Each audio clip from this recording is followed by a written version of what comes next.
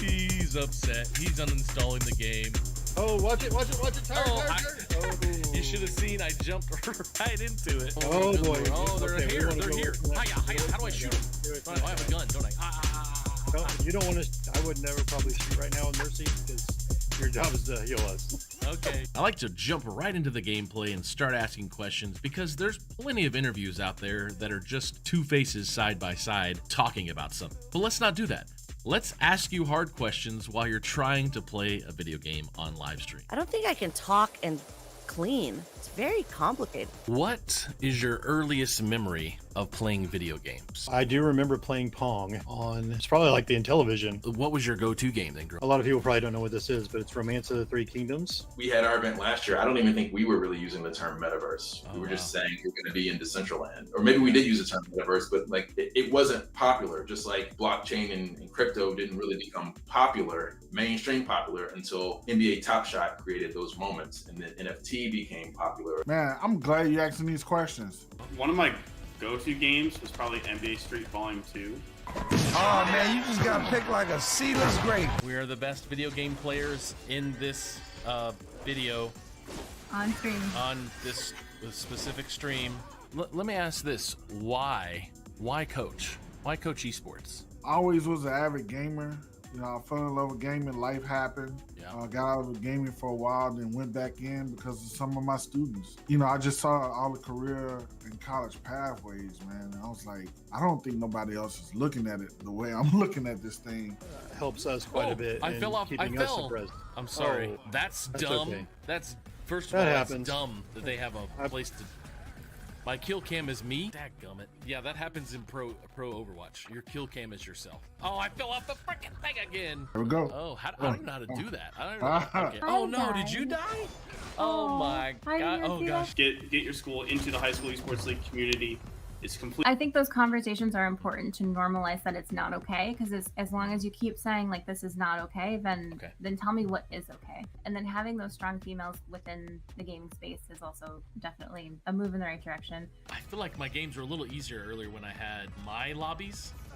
Pretty sure. Well, those were bot lobbies, so. Those were bot lobbies. They didn't think they could be here. They thought it was just a boys' game, or, you know, they weren't comfortable. They didn't want to compete. You know, that really highlighted the fact that we've got to make it more inclusive for girls. We have to make welcoming, open environments. We have to give them champions and examples of mentors that they can see and that they can be. And despite whatever culture or society says, they absolutely are a part of this world, and they can absolutely make a difference in science, technology, engineering, mathematics, art. So this was a Kickstarter project, correct? Yeah, so, you know, I scraped money together on my own when we went up to Kickstarter. At what point would we say they move from club to designated under the school's banner? Obviously, it's going to come from support staff. Having a director of a program and then having per game coaches, I think, is a great way to help with that. You know, the parent interaction is a big part of it, you know, especially for somebody who's in this industry and, you know, fought to try and be here.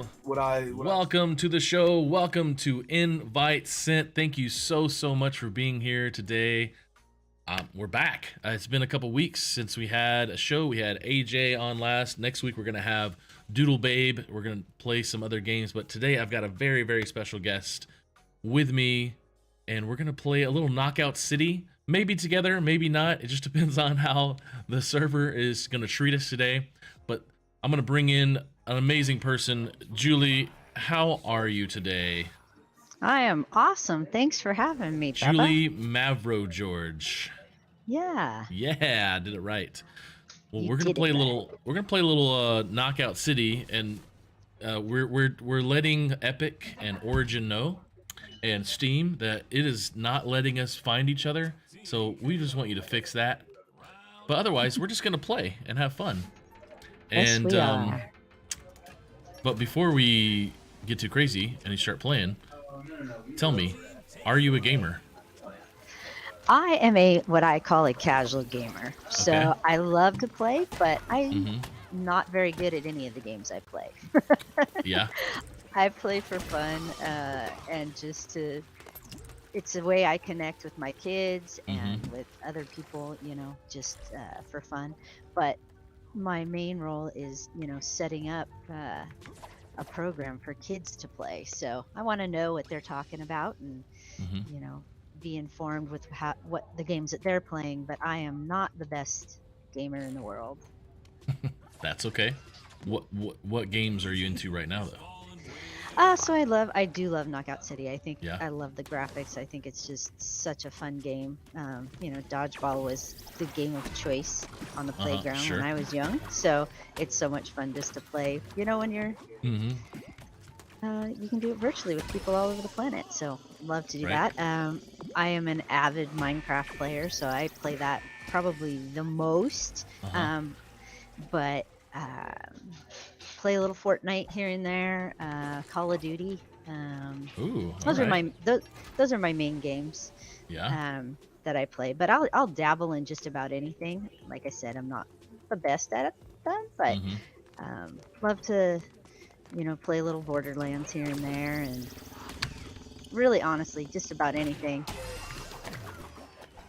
Well, how are you doing over on your match here?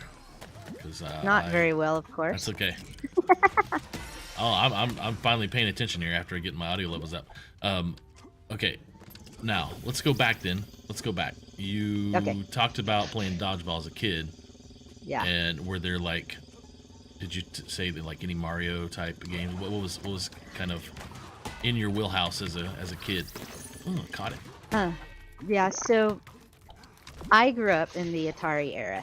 All right. So yeah, my favorite games back then were like Space Invaders and you know, when we progressed, I was very good at Dig Dug and Donkey Kong and all those kind of you know real arcade games. Those were mine. My favorite was Galaga.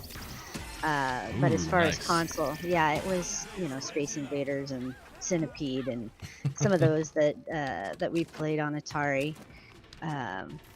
River Raft was one of my favorites as well.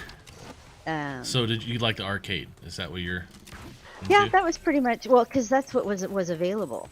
You know, we didn't have a lot of, you know, Xbox and PlayStation and all that was not a thing back when I was a young kid. So that's awesome. Sorry, I'm destroying these kids right now. I'm having lots of fun. You really got to get the block. You got to get the grab down, the timing. Yeah. And you can't do it too early. Nope. Oh, next point wins. W. So, okay. Let's go. Where'd you go to college? I went to Fresno State here. So I'm from State. Fresno originally. Nice. I started my college career. So I was an avid athlete, and I played basketball and softball all the way through high school and into junior college. Okay. And I transferred down to Fresno State to play softball. And then during a basketball game, I injured my knee, and that was kind of, I didn't want to take the, I didn't want to injure myself any further, so I opted just to come out. I was gonna have to sit out a whole year, and actually that's when I met my husband, and you know, things kind of changed a little bit from there. So this was what year? Oh gosh, that was in 1987. I met my hubby so when I got hurt was in 1987. I continued to play a little bit further and didn't meet my husband until 93. I'm sorry, 92. 92. We got married in 93. So it was, but what I love about esports is that it brings together like all the things that I'm interested in. So my background's in like program development and event planning. So I get to, you know, in my role in Fresno Unified, I get to put all of those together. So I run events. I put together the programs for the kids, the seasons and whatnot, and you know, and then get to plan those events, and so it brings in coaching, mentoring, event planning, program management, all of that stuff. And so that's what excites me most, honestly, about gameplay and esports as a whole. Sorry, I got destroyed by the beams of light down. I forget you can't fall down sometimes. Yeah, I did that too. I was like, So oh shoot. you met your husband in 92. Did you happen to meet, so I met my wife when I was working with FCA, Fellowship of Christian Athletes, which you did as well. Did you happen to meet your husband through FCA? Well, so I met him actually through, he was pledging a fraternity and I was pledging a sorority. He is not an athlete. Okay. He was in theater growing up, nice. so we are absolute opposites. But I did. I was a part of FCA and was actually running a pro. Oh man, I just missed the jump again. And I was running a program here in Fresno when we met. So I did that for quite a while, for about 3 years. Yeah. But and then we got married, had kids, you know, and all that good stuff. Well, it's just funny because I see that you were adult leader in FCA, and I been heavily invested in FCA my whole life, and just got done talking to the Oklahoma Wesleyan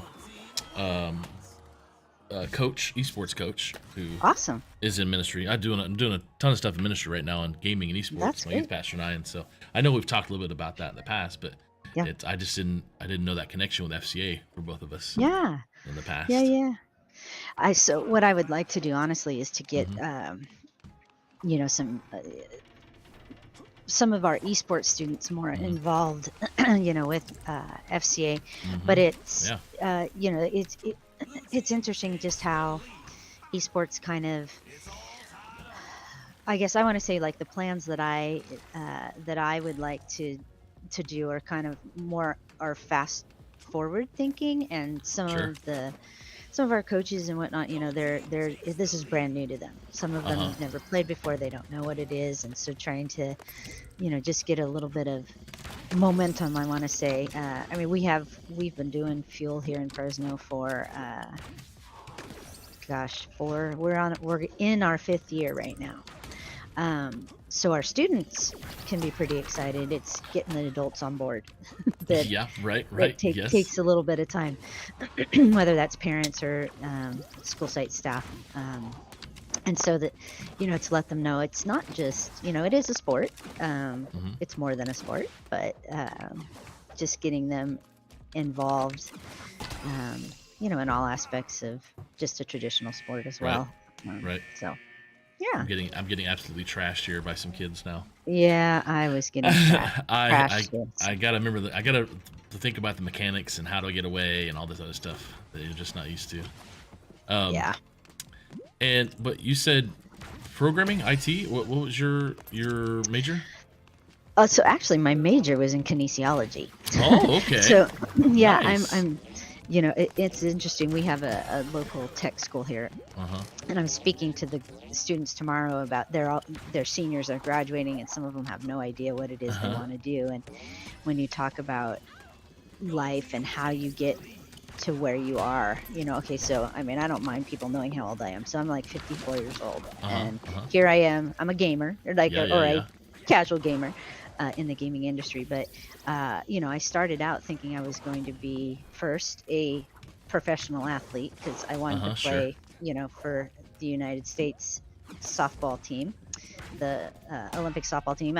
I did play summer ball with some of the girls that were on the team, but not, you know, I opted not to continue on with that part of my life, and then figured, okay, I'll be an athletic trainer and work my way into the professional realm, like whether it was baseball or I'm an avid football watcher. I love to watch professional football. And then, you know, like you said, I met my husband, was involved in FCA, kind of shifted gears a little bit that way, and then, you know, the journey. You know, we had kids. I continued to coach and whatnot, but I didn't work full time after I had kids. I was fortunate enough that I could stay home with my kids. Yeah, right. And that's awesome. But then when they got older, I'm like, oh my gosh, what am I going to do? Right? I didn't want to just. I wanted to do something. So I'm the type of person that I want to have an influence on the people I don't want to just do a job. I want to do something that's going to be impactful. And so I had a friend that said, hey, check out this technology. You know, we have a little tech hub here in Fresno called Bitwise Industries. And so I tried it out and learned to code. And from there, it kind of just took me on this path into a bunch of different jobs like site architecture, which is determining, you know, what how a website is laid out, and you know, and I did that for a while, and I put on some hackathons. I worked for a couple of nonprofits where, you know, I helped them, you know, get up and running, and in different aspects of the nonprofit world, and then found a job at Fresno Unified in what they call the STEAM team, is what we were called. And so I was able to learn how to or learn a lot about robotics and how coding was a part of, you know, the world that the kids were learning, things that kids were learning. And then from there, you know, we found out, like, hey, we have an esports program. And like I said, gaming, I've always been kind of a casual gamer. My boys, I love watching my kids play. Like, that's, I mean, it sounds kind of dorky, but I do. I love watching my kids play video games. And so I was like, hey, I want to check this out. And I got into our Fuel League. So that's Fresno Unified Esports League. And was like, this is really cool. So then in the pandemic, middle of the pandemic, I wanted to expand it to elementary. So I started the first in the United States Minecraft Esports League for elementary schools. And so that was pretty cool. Yeah. So we were the first district-wide esports league in the US for Minecraft. And I partnered with some friends of mine in South Africa. So our kids get to play kids in South Africa at the end of every season. That's so cool. Yeah, it is. And from there, the program just exploded. We have 66 elementaries, and it was on 26 campuses in the middle of the pandemic. And that shocked me, to be honest. I thought I'd get like 10 or 12. And they were like, that's how it works, right? Yeah, and the kids were so interested. The teachers were needing a way to engage their students, and esports is a terrific way to do that. You know, because it's, you know, I guess what I love about it most, honestly, is that students. I won. I knocked some people out. Mike Russell in the chat is saying, remember to dodge, duck, dip, dive, and dodge. Yes. Thanks, Mike. And I'm a noob. I'm a noob. I love playing it, but Jason Gooding, I guess he met you, said, speaking of age, do you sometimes feel a little bit out of place in the esports arena? After attending the NACE meeting this year, I noticed what seems to be a large age group, with him being on the older end of the spectrum. You know what? I don't. I really don't. And that's, I guess I've always been a kid at heart. Like I was talking with a colleague here. I'm no longer in the IT department. I'm in the CTE department. So I am growing the CTE portion of our esports. And I think that you are only as old as you let yourself be. You know what I mean? Age isn't a number. That's all it is. And I'm a dork. I love dorky things that all the kids love, and I'm gonna, you know, I try to enter their world, and and most of the time they respect that, and I think that's pretty cool. So no, I like I said, I think age is just a number, and if you're willing to learn from people who are younger than you and know that they know more than you do, they're accepting of you, and I think there's wisdom that I can bring and I can learn from them, and so yeah, no, the age thing I don't feel like it affects me in my professional world anyway. Young at heart. That's it. Oh. Now I'm stuck. Oh shoot. Oh, there we go. I'm not doing good on this map. It's like the circular one where there's a big middle arena. That one's difficult. Yeah. Just because there's just action, constant action. Constant, so now I've seen in your career. Oh, how did I even catch that? I didn't even do that. In your career, like you've done stuff in banking, you've done stuff in technology. Yep. And what seems to be the most fun? Is it this? Is it the CTE? This completely. You know what? I think CTE is I found my place. You know what I mean? But I would have said that 6 months ago when I was in IT. Right? I feel like you constantly. I personally need I need to be open to what the next thing is, right? But I love the CTE component because my job now, I get to create a K through 12 CTE pathway. I mean, how ooh, awesome! Just pinged the guy. So, I mean, how awesome is that? That you know, I get to spend my days creating a pathway that's going to benefit students in playing esports, right? And showing the value within esports. You know, speaking of Mike, you know, I am a Generation Esports ambassador, so we're using gaming concepts as our curriculum within our course, our classes, and I get to, over the next year here, I'll be selecting a high school to be the pilot program for integrating it in the day. We have esports, you know, running after school, but this will be the first that will have during the day. Our coaches use gaming concepts to teach their kids, which is awesome. Which is something I think is really cool. That it's, you know, it's not something that can just be used in a class. I mean, in class, but it can also be used after school to help coach your kids. So that's part. We're winning. I just need one more point. Oh, nice. Oh, there he is. Get him, guys. Shoot. I get hit from behind. Oh, the whole control and like speeding up, I can buff people. I didn't realize that until this match. Oh. Mike Russell. Hey, Brian. What's up, Brian? From stem.org.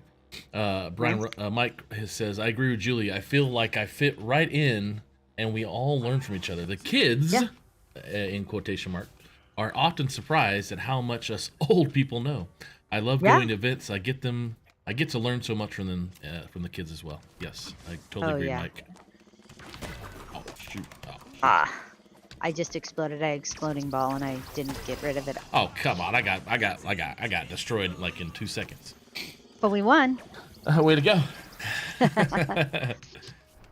Okay, so. Tell me more about the CTE and how people can learn more about what you're doing with that from where you are in Fresno and also with gaming concepts.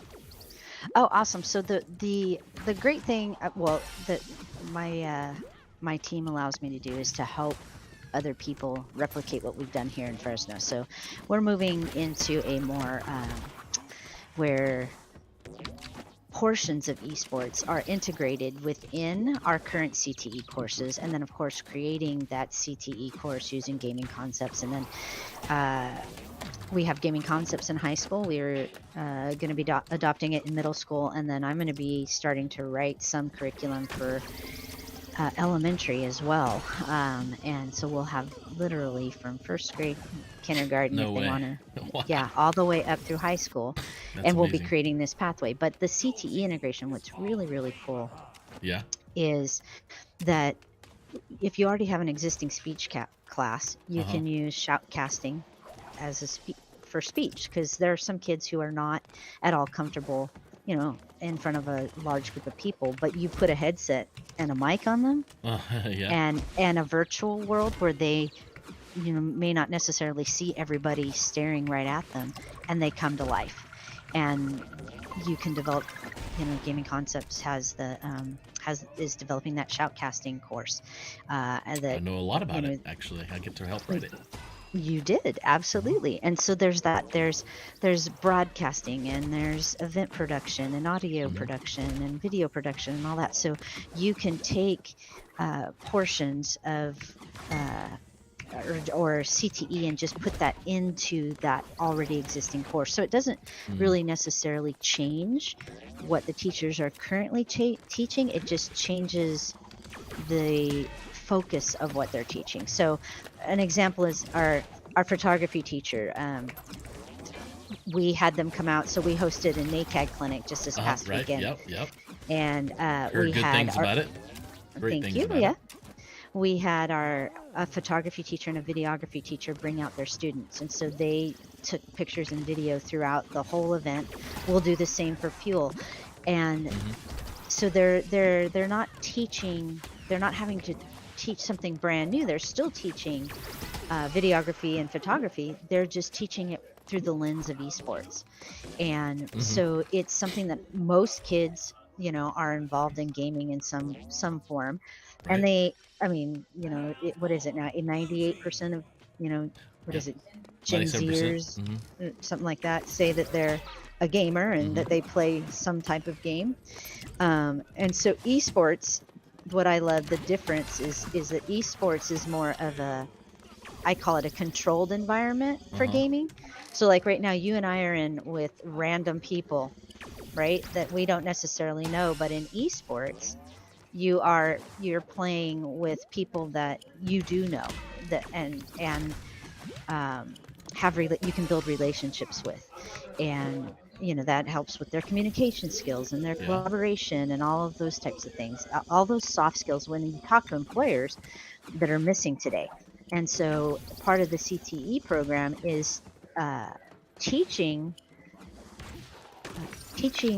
those aspects through an esports lens. So where in a classroom where you're just teaching using regular curriculum or whatever, it's not interactive, and esports is so interactive, and it allows students to get to know other students that they might not otherwise interact with. So the thing that's really cool for us is that we have a pretty large percentage. I don't know exactly what it is for this year, but it's usually somewhere between about 35 and 40% of our students are neurodivergent kids.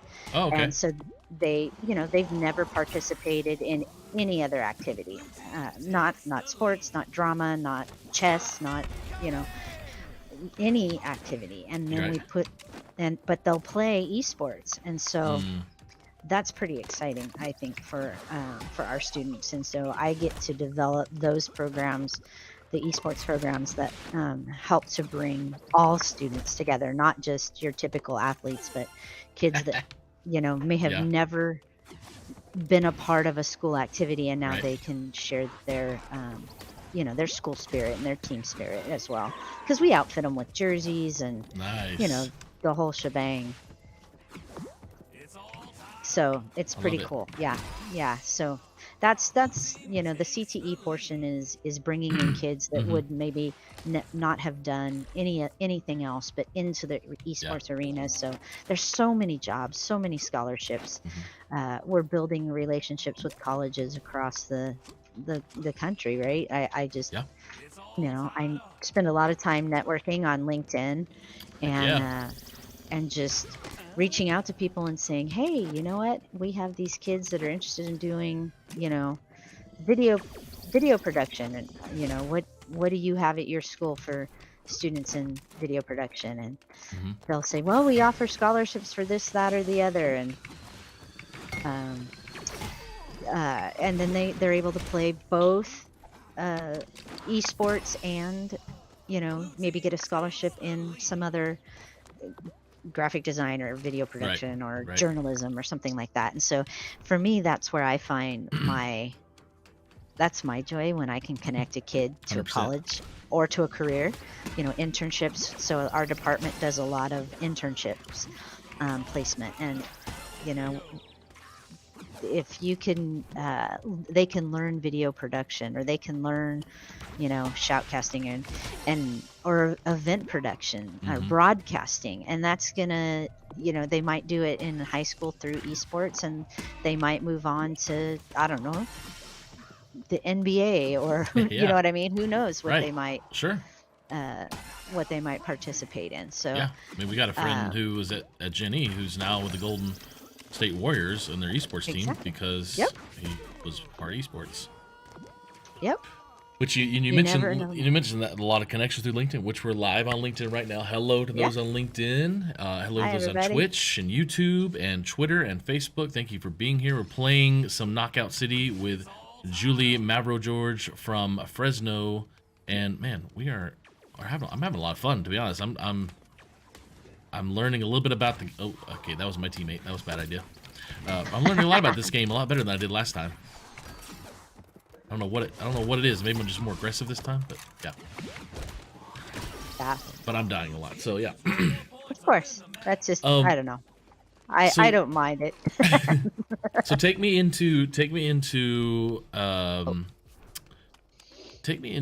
where do you think esports in the scholastic space is going to be in the next 5 years? Where do you think it's going to be, and then tell me where do you think you want it to be, and is there a difference? Okay.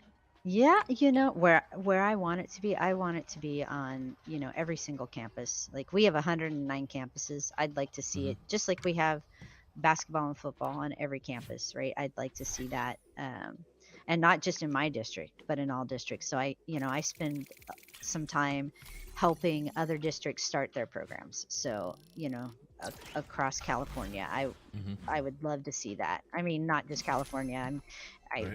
Helping people all over the U.S.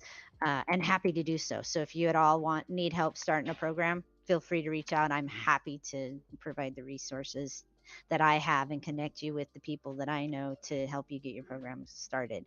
So I mean, ultimately, that's where I hope it is. I don't think that that's a far off goal. Okay. What I recognize is when I jump into something, I jump in like 110%. And I realize that I'm ahead of where a lot of people are, but that I think that we can bring that. I think we can bring what I have, what we've started here, to other places across the U.S. So, we're in the process. So I would say it probably take us another 1.5 or to 2 years here. We're in the process of trying to create a California Esports Alliance. So nice. We're a large state. So we are working with Northern California, Central California, Southern California to create 3 separate regions. Okay. So we can have regional play, and then we want to have state championship. And that's so that's one of our goals that we're trying to reach. And I think as I've talked to other people in the space, and I know CIF would like it to become a quote unquote sport. I don't think that that's possible, because you can have a 13-year-old like you and I have a friend, 2 friends, Chris and Shay, who have sons who are pro players, right? And they're not even 18 yet. Yeah, exactly. And so and we know the NC2A and Scholastic, that you can't be making money and play in an amateur world, right? But in esports you can. So I think that it's up to those of us in the space to kind of come up with what that looks like for our students, before I want to say it's put upon us, by maybe people that don't understand esports as well as we do. So that's what we're trying to do. And I'm not saying that CIF is trying to do that to us. We're working with them, but I think that as we develop the rules, because we understand it better than maybe some other people do, that we can create those guidelines and rules to govern esports as a whole, for the scholastic space. So that's really what I would like to see is I want our kids to be protected. I want our kids to enjoy it and be able to, flourish and grow and become pro if they can at a young age, and just grow as much as they can and achieve the dreams that they have. Never did I ever imagine, when I was sitting there playing Space Invaders in my, my best friend's living room, that this would be a career opportunity, right? Right. And I do want to add too, like, so I was that parent that said, hey, you guys can't play video games during the week. It's only on the weekends because it's for fun. Oh, okay. And, Yeah. Sure. And I wish now I knew what I know now then, because what I realize is that, the amount of knowledge and energy and effort and skill and all of those social skills that it does take to master a video game are the skills that you learn in a sport, or that you learn when you, like, for event planning. It's taken me years to hone how I the process I go through. Yeah. It's a pretty well-oiled machine now, but 20 years ago, I was winging it, right? And so where I tell students and parents that often, it's your kids spend time because they're trying to perfect a skill. It's not just an addiction. It's not just something that's wasting their brain cells. They are actually developing skills that employers are looking for. And I think that moving forward, I think parents and school districts are going to understand that a little bit better as we see success of kids moving on into college and making careers out of esports and gaming. Yeah. I love it. Okay. So if that's the case, that's what we want it to be. Yeah. Is there what's missing? I mean, you talked about the CIF and your state alliance. Yeah. And you talked about also making money, which is interesting because it sounds like California may be a little different in the scholastic space, like right now, because the only sanctioning body in college space for esports is the NJCAA. And what's interesting about them is they're the only one sanctioning it, but the name, image, and likeness that Gavin Newsom is really big into right now, which is awesome for college student athletes, really hasn't affected esports because it's not a sanctioned sport, right? Yeah, which has been kind of cool because it still gives the freedom. Yep. So when I think about all these different things that we want to accomplish in esports and that we're doing right now, what are some key important things that people need to know about how we can all work together and maybe make this happen for esports and make it scholastically, where it's not obviously how we see it now of trying to convince everybody? Yeah. What are some key things that you like? Maybe I know we all preach about this, but what do we need to know? You're the expert here. I'm trying to find out from you. Is there something that we're all missing? I mean, I still struggle with it too, right? Like, we don't have all of our sites on board with esports, and and from my opinion, I think we have to show them, really what it is and how kids are collaborating. So I'll be honest, that's why I love our elementary program, is because the coaches, we do build battles in Minecraft, and the amount of strategizing and collaboration that our kids have to do is amazing, right? It's things that they don't do in normal group activities in a classroom. Like if you say, okay, you guys are going to collectively work on a project, 90% of the time, right, or maybe not that high, but the students are not excited about that because it's like one person does all the work or two people do all the work. With esports, that's not the case. You put a bunch of kids in a world and say, okay, we're going to build out, it could be a reading lesson, a science lesson, something that you know, that they can work on together, and all the kids are going to participate because it's something they enjoy. And so that's what I think is great about esports, like for as far as Minecraft. And then you move as they get older. Now they've kind of mastered or gotten better at those skills, those collaboration skills, and so now they're able to move forward in another game, and a more difficult game, and those strategizing and the shoutcasting, and you know, all the things that they start to realize, hey, I can do this, right? Like they start to develop an understanding of other games, and then they notice the video aspects of it, or they notice, you know, all those little pieces. And so I think it's showing the grown-ups that maybe there's a misconception of what they believe gaming or esports is, you know, just like I did as a parent, right? Sure.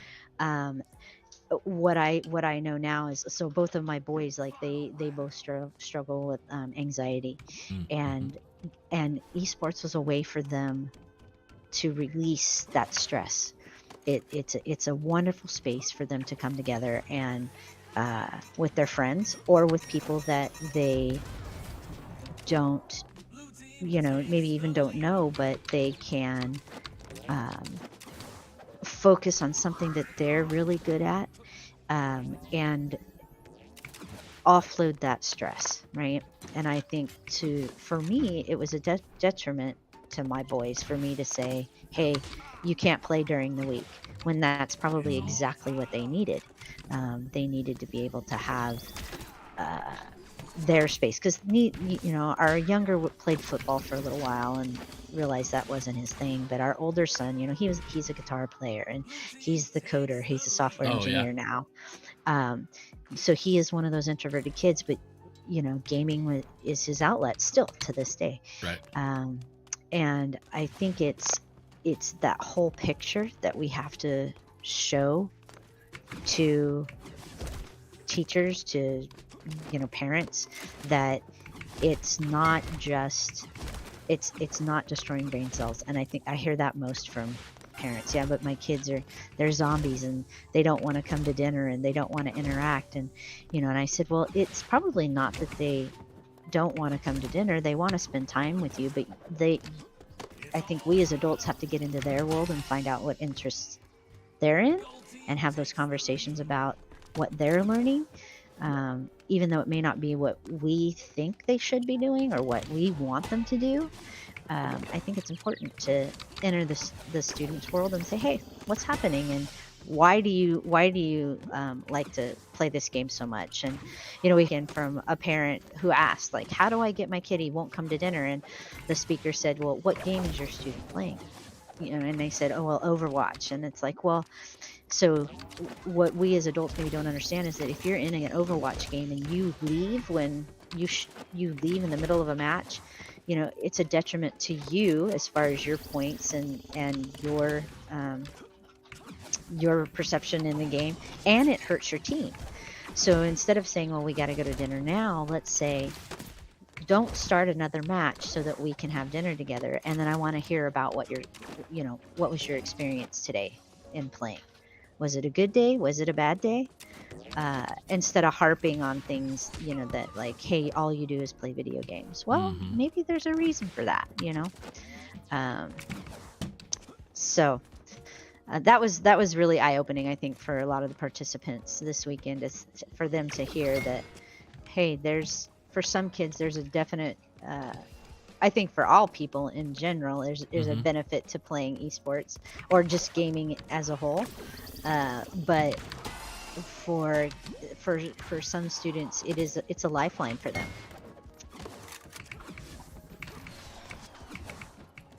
So that's a long answer. That's great. That's great. I'm deep into this match as well, and I'm finally died.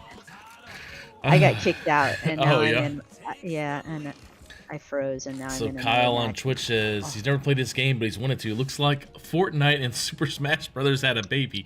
I don't know. I don't know what would you compare this to? Oh gosh, What's the other game that I'm thinking of that is? What? Gosh, I was comparing to something else recently. I mean, that's not a bad Super take Smash Bros. as Yeah, far that's as. Oh, I just got totally beamed. Because that's not a bad take on it, but yeah, you're. Yeah, I guess so. Yeah. I mean, the graphics are Fortnite-ish. I get that. Yeah, I can see that. Yeah. I see that. But I love that it's dodgeball. So this is a game we actually, our middle schoolers are playing, because in scholastic space, there's always the concern about the violence. Right. In video games, and studies, there are no studies that confirm that the violence in video games leads to other violent tendencies with students. That's not been proven at all. But with that said, I completely understand why in the scholastic space, games like Rocket League and Knockout City and Minecraft and League of Legends, they're more popular. But I think I just love. This is just so much fun. Like I loved playing dodgeball as a kid. Yeah. And here you get supercharged, and you have gliders that allow you to fly, and I'm getting like a Rocket. So I feel like when it first came out, I was like, oh man, it's a sport game like Rocket League that brings things together. But I feel a lot of Valorant a look with it, and I guess Fortnite. There's another game that came out recently that it's a golf Rocket League. So it's, oh man, I can't remember the name of it. Pro Golf something, but it was cars on a golf course, and the balls were huge that you'd have to get into the golf hole. And so I like all these crossovers. And Vinland Studios, who did this, the the guys you were talking about earlier, but the Fashion Paul, yeah. Yeah, then there's another guy. There's David. Yeah, I love what what was interesting when they first created this game. They weren't going to use any influencers to really push it out to like a lot of games when they come out, and they're like, hey, it's going to be organic, and they wound up using influencers because that's how you do things in the game world for sure. Kyle actually asked here in Twitch, what would she say to people who push that gaming is not an anxiety reliever? It's a brief escape, which leads to more anxiety. I hear people saying online, so much is why social anxiety and poor coping skills seem to rise with gaming. So I guess the question really is, hey, it's not an anxiety reliever, it's an escape, which I have a lot of thoughts about that. But how do you feel about the escape versus anxiety versus relief versus socialization, being with people? What do you think? Yeah, honestly, I fall much more in it's a socialization. I mean, there are people who can get too into it, and we talk about, we educate students on tilt and that type of thing, and how to recognize. So that's another great component of gaming concepts, and just of what we're developing here in Fresno, is that we want our students to understand the pluses and the negatives too. Right. And they're individual to students. It's not, you can't put a blanket statement on all, but from my experience and what I see in our district and with the programs that we run, is that because it's esports, right? It's a controlled environment. You're with your teammates, you're with a coach. You're learning those mindful moments, right? You're learning how to recognize when tilt is starting to happen, right? That when you're beginning to get frustrated, when you're beginning to be angry, like I'm getting destroyed here, but I'm having a conversation with you, and that part of it is, teaching students that, just because you lose, I mean, loss is part of life, and we need to mean that, as well as frustration. And some days you're going to have great days where you're just going to be awesome at your game and what you're playing, and other days it's going to be horrible, and you're gonna stink, just like with football or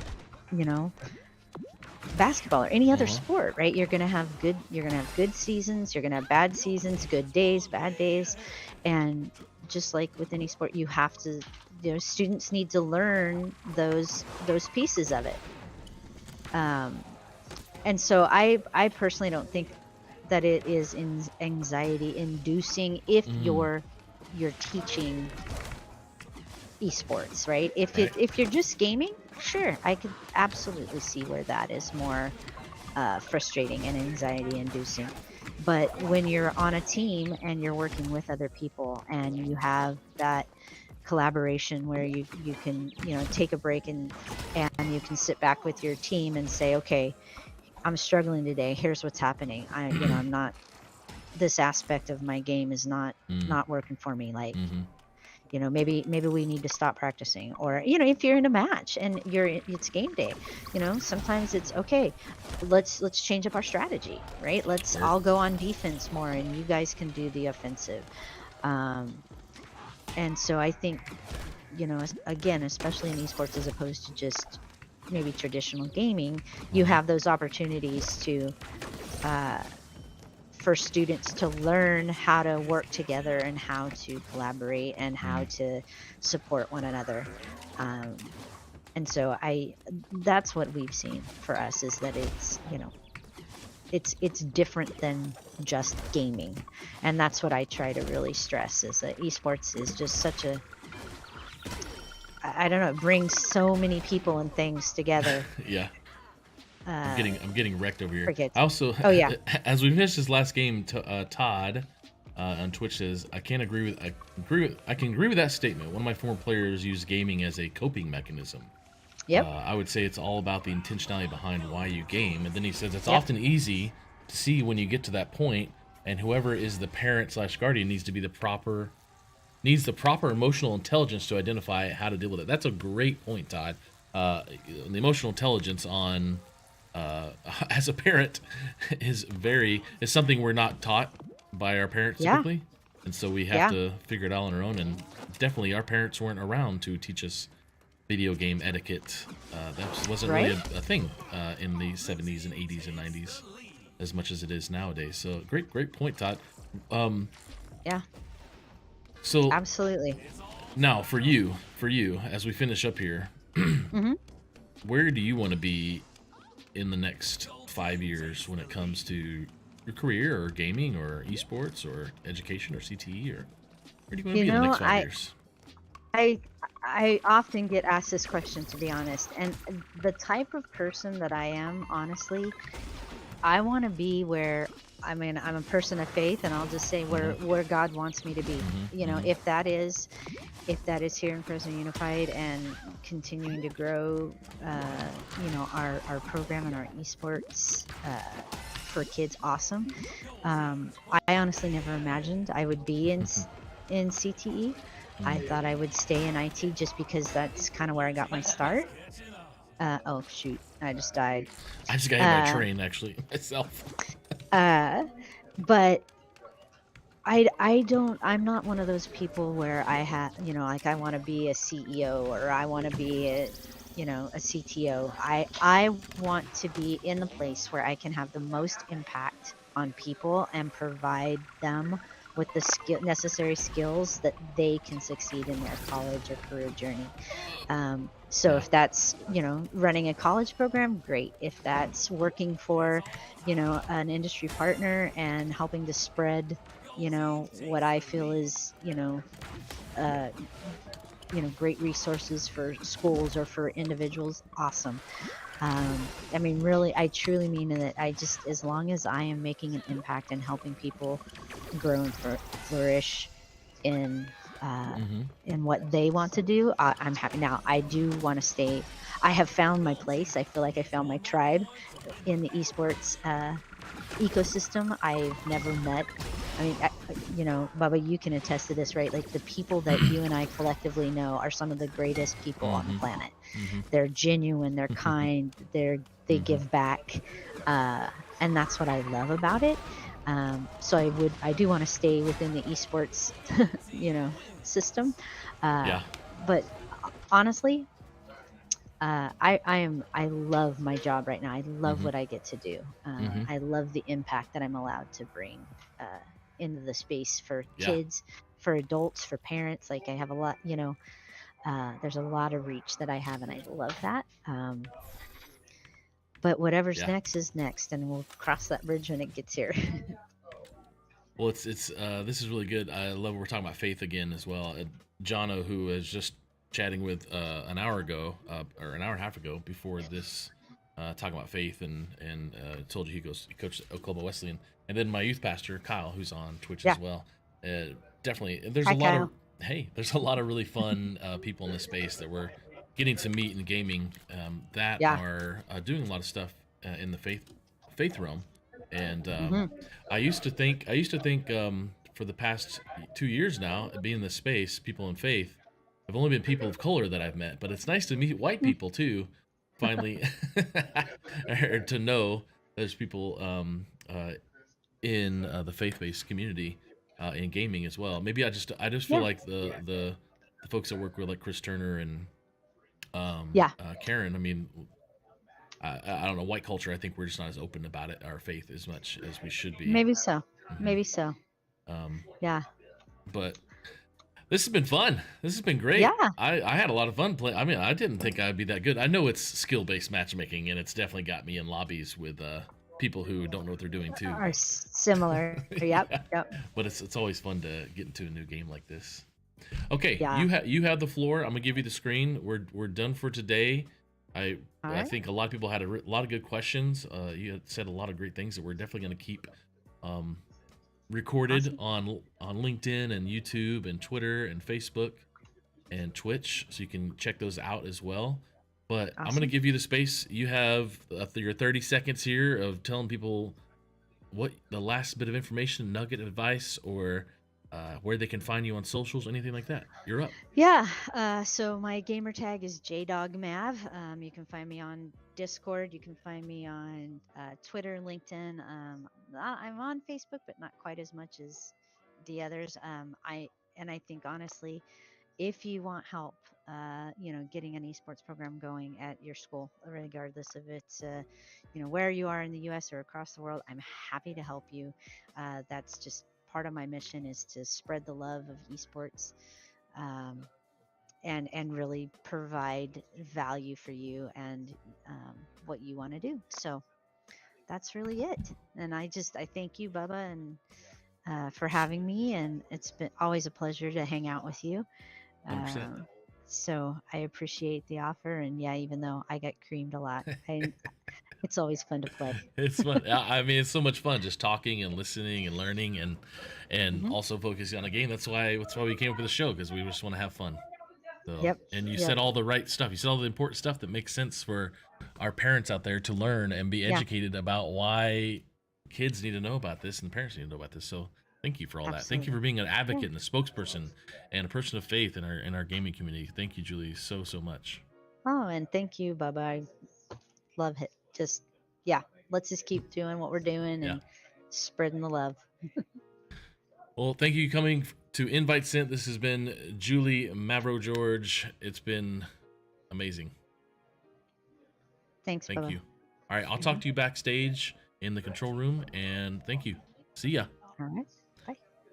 Everyone, thank you so much for coming today to the stream. We're going to check out a few commercials as we end here for Alpha, High School Esports League, Varsity Esports Foundation, and we appreciate you so much. Come back next Friday. We're going to have Doodle Babe on the show. We're going to talk about mental health, and we're going to talk about diversity, equity, inclusion. And so please stick around for that next Friday, and stick around for the commercials. Appreciate you. Have an amazing day. Bye. Every day we ask so many questions. What should I wear? What's the weather going to be like? How am I going to fit everything in? But then there are those bigger questions, like why am I here? Where am I heading? Is there more to life than this?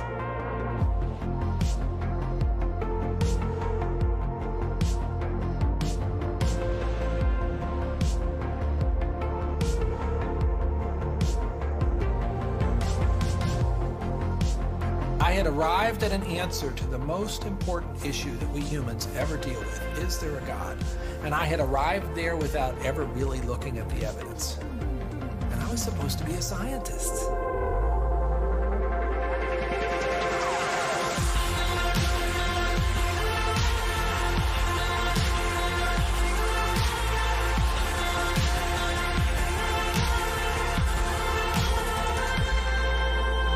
At 28, I had gotten many of the things that I thought I wanted. My girlfriend was on the cover of magazines, I had a Beamer, and I was so unhappy. It was a realization maybe that I would never find happiness where I was looking for it.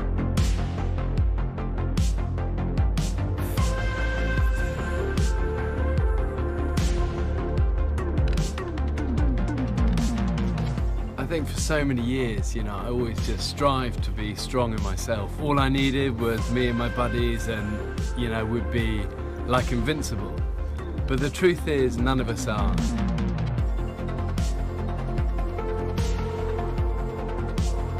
I found purpose, I found meaning, I found hope. God took something so broken and made it a beautiful art piece. Alpha is a place where you can be yourself. You can say what you think and challenge everything. No question is too complex or too simple. And what your point of view is as important as anyone else's. We are going on a journey together, an adventure to explore the questions of life, faith, and meaning.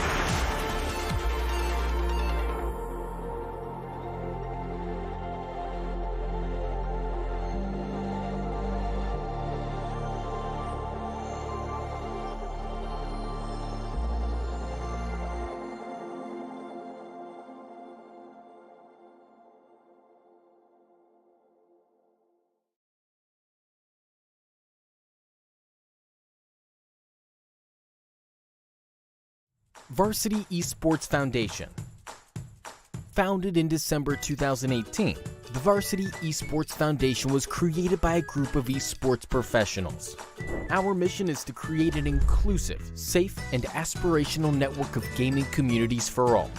The Varsity Esports Foundation is a 501c3 organization established to offer financial assistance to schools and to provide a pipeline for students to reach their potential through esports. We have 4 foundation goals. 1. Build a network of inclusive gaming communities. 2. Create scholarships for students within these communities. 3. Ensure a safe environment for all players. And 4. Promote gaming literacy across the ecosystem. The foundation has funds for a limited amount of assistance to support schools with league fees and/or computer equipment. For more information, please visit us at varsityesportsfoundation.org. Varsity Esports Foundation, a pipeline for students to reach their potential through esports.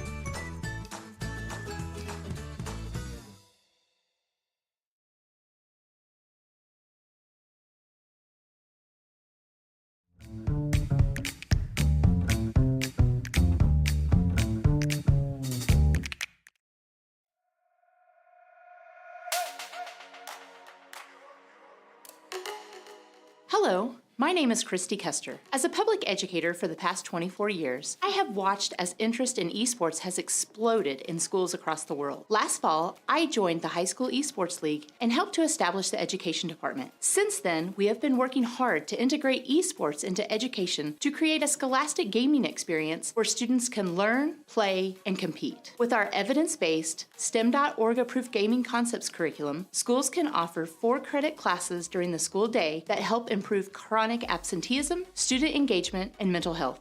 As a senior health advisor for High School Esports League and a former ER physician, I see the incredible need for supporting mental health in students in today's schools. In fact, schools at a formidable crossroads where pervasive and persistent decline in youth mental health now intersects with staff burnout. This has not been a sudden problem, but rather one we've seen over decades. The American Academy of Pediatrics announced in 2019 that 1 out of 3 students meets the criteria for generalized anxiety disorder before graduation. And the CDC reaffirmed that between 2009 and 2019, 2019, depression increased in adolescents by roughly 40%. The most telltale sign that grabbed all of our hearts was when the Surgeon General announced in December of 2021 that female adolescents increased their visits to the emergency departments around the nation by 51% for suicidal ideations. In the face of this, schools are desperately seeking solutions and ways to support those that struggle with mental health challenges. Now, these statistics that I mentioned are averages. We know there are some cohorts that are at higher risk, particularly those students who do not feel they have a safe place or a legitimate connection to school. That's where esports represents a tremendous opportunity. Students who are not currently involved with sports, music, arts, and traditional extracurriculars are left with minimal opportunities to make a connection. Yet many of these students find connections to their friends and other social outlets through online activity, including gaming. So, Scholastic Gaming represents an opportunity to leverage an area of interest into a legitimate class that meets state standards and expectations, all through an evidence-based curriculum that can simultaneously support self-esteem, self-efficacy, and life skills in many kids who desperately need it.